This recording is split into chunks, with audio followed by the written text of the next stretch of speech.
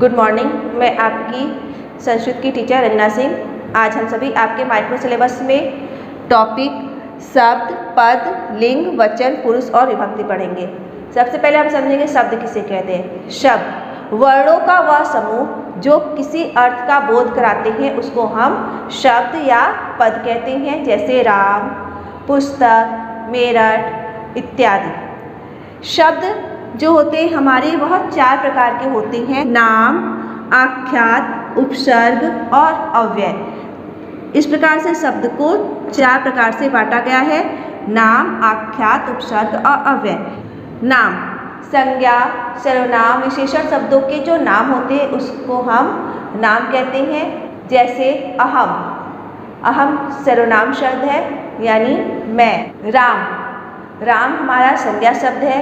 लघु मीन्स छोटा, यह विशेषण शब्द है।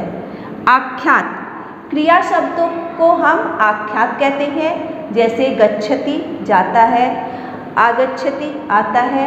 तो जो भी हमारे क्रिया शब्द होते हैं उनको हम आख्यात कहते हैं। उपसर्ग शब्दों से पहले जो शब्दांश लगाया जाता है उसको हम उपसर्ग कहते हैं, जैसे गच्छति। यह हमारा शब्द है, इसके आगे अगर हम आ लगा देते हैं तो यह हो जाता है आ लगा देते तो हो जाता है हमारा आ गच्छति।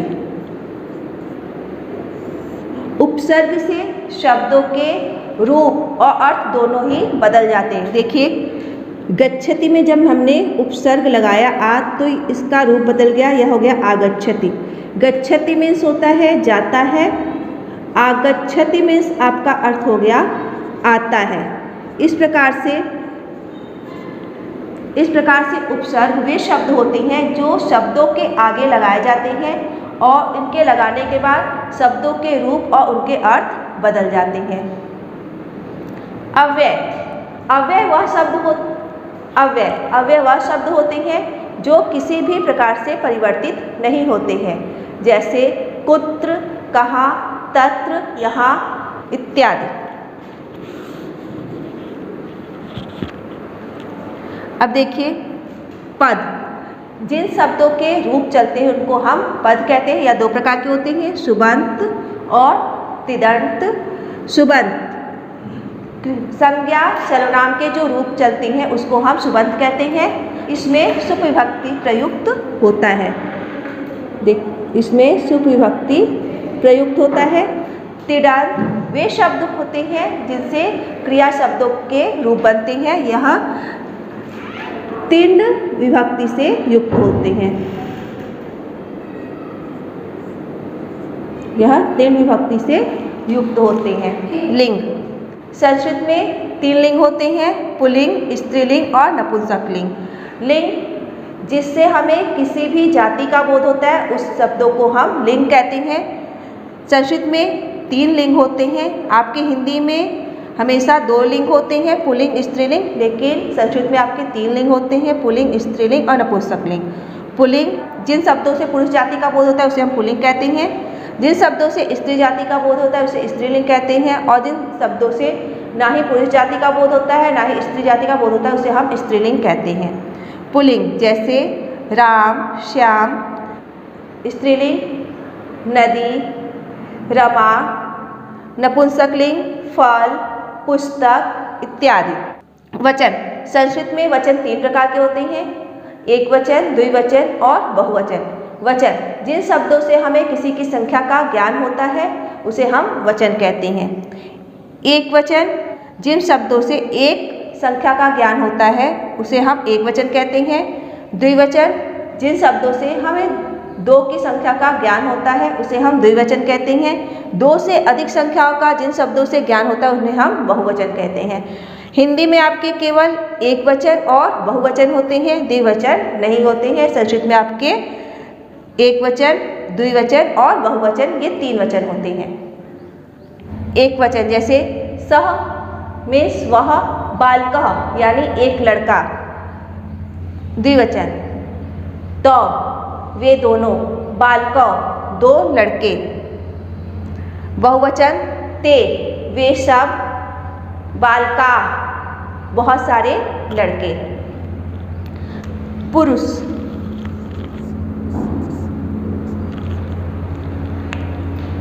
पुरुष संस्कृत में 3 पुरुष होते हैं, प्रथम पुरुष, मध्यम पुरुष और उत्तम पुरुष। संस्कृत में 3 प्रकार के पुरुष होते हैं, प्रथम पुरुष, मध्यम पुरुष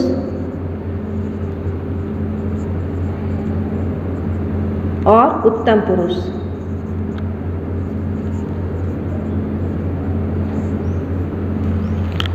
प्रथम पुरुष जिसके बारे में बात की जाती है उसको हम प्रथम पुरुष के अंतर्गत रखते हैं, और जिससे बात की जाती है उसको हम मध्यम पुरुष के अंतर्गत रखते हैं। उत्तम पुरुष जो व्यक्ति बात करता है उसको हम उत्तम पुरुष के अंतर्गत रखते हैं। उत्तम पुरुष यानी जो बात कर रहा है, मध्यम पुरुष यानी जो बात सुन रहा है, प्रथम पुरुष यानी जिसके बारे में बात की जा रही है। तो देखिए प्रथम पुरुष में आपका आ जाता है सह, त, ते, वह दोनों, वे सब, त्वम, युवाम, यूयम, त्वम तुम, युवाम तुम दोनों, यूयम तुम सब। उत्तम पुरुष देखिए अहम, आवाम, वयम। अहम मैं, आवाम हम दोनों, वयम हम सब। इस प्रकार से पुरुष 3 प्रकार के होते हैं, जिसके बारे में बात की जाती है, दूसरा मध्यम पुरुष जिससे बात की जाती है, तीसरा यानी उत्तम पुरुष जो बातें करता है। तो देखिए सह, त, ते, त्वम, युवाम, यूयम, अहम, आवाम, वयम। इस प्रकार से संस्कृत में 3 पुरुष होते हैं। विभक्ति और कारक। विभक्ति संस्कृत में 6 विभक्ति और कारक। विभक्ति संस्कृत में 6 माने गए, क्योंकि जो आपका षष्ठी विभक्ति संबंध कारक होता है और संबोधन अष्टमी यानी संबोधन कारक होता है, इनका क्रिया के साथ सीधा संबंध नहीं होता है। इस वजह से संस्कृत में केवल 6 कारक यानी 6 विभक्ति मानी गई है। देखिए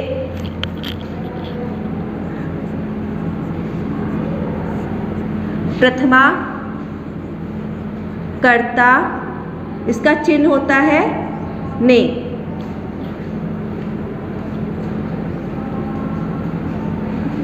विभक्ति कारक और उसका यह चिन्ह होता है कारक चिन्ह। द्वितीया कर्म, कर्म का चिन्ह होता है को। तृतीया होता है देखिए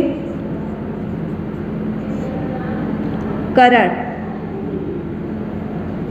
इसका चिन्ह से होता है, से या के द्वारा।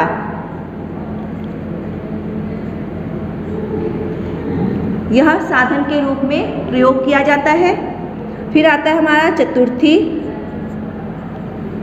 चतुर्थी विभक्ति संप्रदान,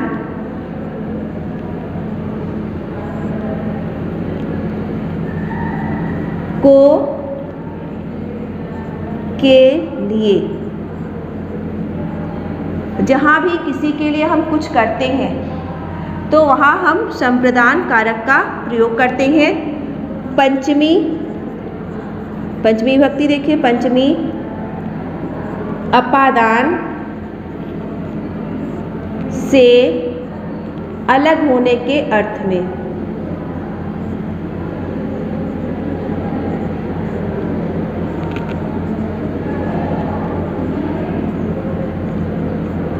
यहाँ आपने देखा करण से, फिर अपादान से, दोनों में ही से है, लेकिन पंचमी अपादान जो है वह अलग होने के अर्थ में प्रयोग किया जाता है, जबकि करण तृतीय विभक्ति से का प्रयोग हम साधन के रूप में करते हैं।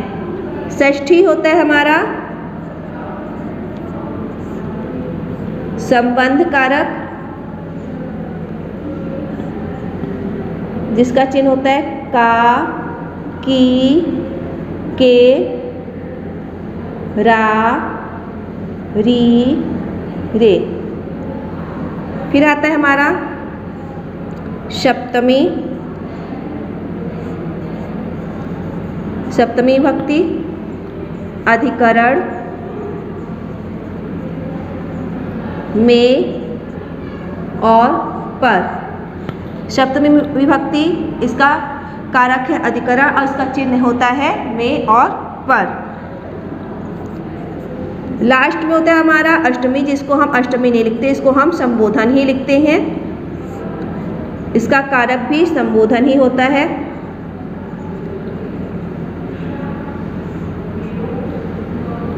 और इसका चिन्ह जो होता है वो होता है हे, भो, हरे। संबोधन कारक का जब भी हम प्रयोग करते हैं तो हम इस चिन्ह का प्रयोग करते हैं। मैंने आपको बताया संस्कृत में षष्ठी विभक्ति और संबोधन इनको हम नहीं गिनते हैं क्योंकि इनका क्रिया के साथ सीधा संबंध नहीं होता है। तो इस वजह से संस्कृत में केवल 6 विभक्ति ही माने जाती हैं, प्रथमा, द्वितीया, तृतीया, चतुर्थी, पंचमी और सप्तमी। इस प्रकार से आपके ये 6 विभक्ति होते हैं। इस प्रकार से आपका शब्द, पद, लिंग, वचन, कारक और विभक्ति का यह चैप्टर खत्म होता है। आप सभी को इसके प्रश्नोत्तर PDF के माध्यम से दिए जाएंगे, जिसको आप अपने रफ कॉपी में करेंगे। इसका आपको एक टेस्ट पेपर भी दिया जाएगा, जिसे आप अपनी टेस्ट कॉपी में शुरू में करेंगे और फिर यहाँ जमा कर देंगे। Thank you.